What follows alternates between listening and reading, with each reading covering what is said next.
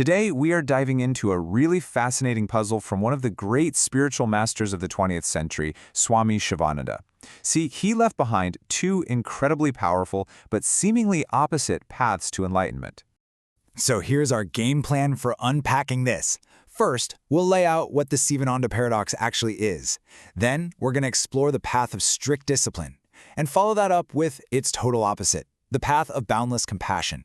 And finally, we'll look at how these two approaches can actually come together, and what that might mean for your own personal journey. So this really gets to the heart of it, doesn't it? Is the true path all about rigorous rules and self-correction? Or is it a path of complete surrender, of love, and of seeing the divine in literally everything? Let's get into it. So where does this paradox come from? Well, it all boils down to two core sets of teachings that Sivananda left for us. And, on the surface, they couldn't possibly seem more different from each other. And here we have it, the core of the paradox right here. On one hand, you've got his sadhana tattva, which is this super scientific system. It demands that you wake up at 4 a.m., write down every single mistake you make, and even punish yourself for them.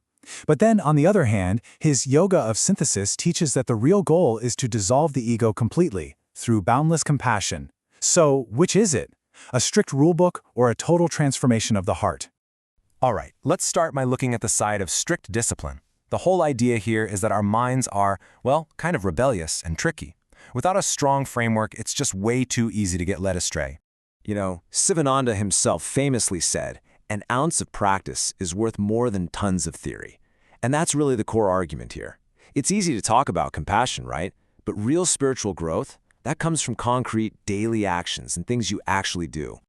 And these 20 spiritual instructions, they're really the foundation of this whole path.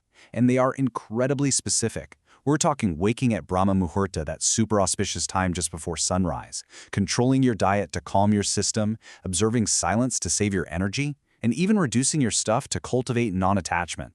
It's a whole system for taming the body and the senses. And he didn't just throw these ideas out there. He structured them into what he called the 7 cultures, a scientific, step-by-step method. This isn't random at all. It's a totally holistic approach. Just look at the will culture, where he suggests giving up something simple like sugar or salt for a week. The point isn't just about denial, it's about forging an iron will. This whole path is seen as a kind of furnace, to purify the person on the journey. And maybe the most powerful tool in this whole disciplinary approach was the spiritual diary. Think of it like a spiritual thermometer.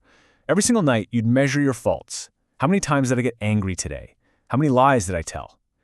And if you messed up, you'd give yourself a punishment, like skipping a meal or doing extra chanting. This whole system was designed to stop the mind's greatest trick, lying to itself. Okay, but what if all that discipline isn't really the point? What if it's just a tool? Well, the other side of Sivananda's teaching says exactly that. The rules are the ladder. They're not the destination. The real goal isn't to get good at following rules. It's to go beyond the need for them altogether. Let me tell you this incredible story about Swami Vishnudevananda. He shows up at the ashram. He's this arrogant young soldier, and he just refuses to bow to Shivananda. Now, most teachers would have enforced a rule about respect, right? But Shivananda, he did the exact opposite. He walked right over, bowed down, and touched the young man's feet. Can you imagine? That single act of supreme humility completely shattered the soldier's ego in a way that no rule ever could. And if you think that's something, listen to this. A man once literally attacked Sivananda with an axe, trying to kill him. And instead of getting angry or calling for help, Sivananda calmly stopped everyone else from retaliating. He saw God even in his attacker. He forgave the man completely, and then he gave him money for his train ticket home. His response was just, "This place is for those who need my help." Absolutely mind-blowing. And it wasn't just for people, His compassion was for everything. When a few baby mice died in the ashram, he stopped everything he was doing and chanted the powerful Mahamrutyunjaya mantra for their souls, a mantra that's usually just for people. For him, the soul of a mouse and the soul of a human, they are equally divine. You're just not going to find that in any rule book. Sivananda was also super aware of this trap called the spiritual ego.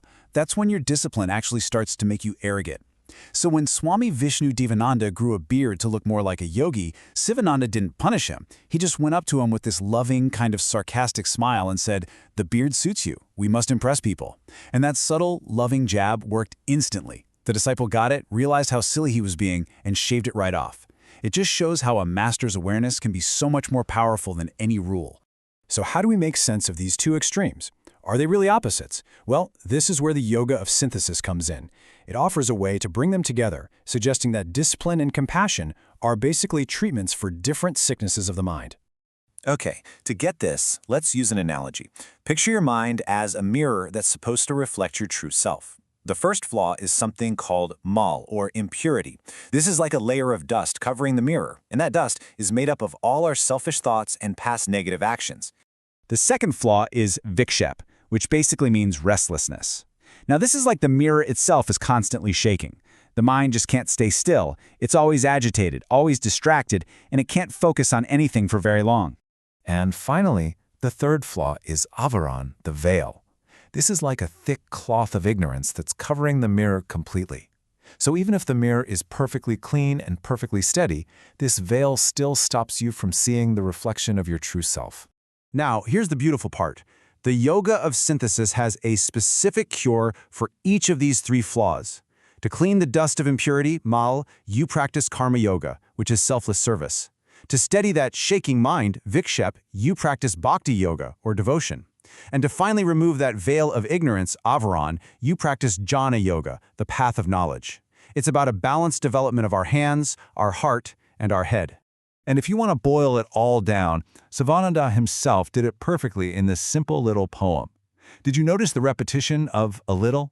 It's this beautiful call for balance, for moderation, a warning against going to extremes in any one practice. And the ultimate goal, woven through all of it, is to see God in everything. Which brings us to our final piece of the puzzle, your path, your choice. We've seen two really powerful approaches. One is like building a strong, unshakable foundation of discipline. The other is like looking up at the boundless, open sky of compassion. So let's just quickly recap. The case for discipline says that without a solid framework, your mind will trick you, and ideas like compassion just stay, well, vague. But the case for compassion argues that rules are just a tool to get you to the real goal, a complete transformation of your heart, a state of egolessness where you don't even need rules anymore. They're not enemies. They're two vital parts of one huge teaching. And that leaves us with a final question that's really just for you. For your own personal journey, what's the right balance between that solid foundation and the open sky? Do you feel like you need to focus more on building that discipline right now? Or maybe is it time to look up and just embrace the sky of compassion? The answer, of course, is going to be unique for every single one of us.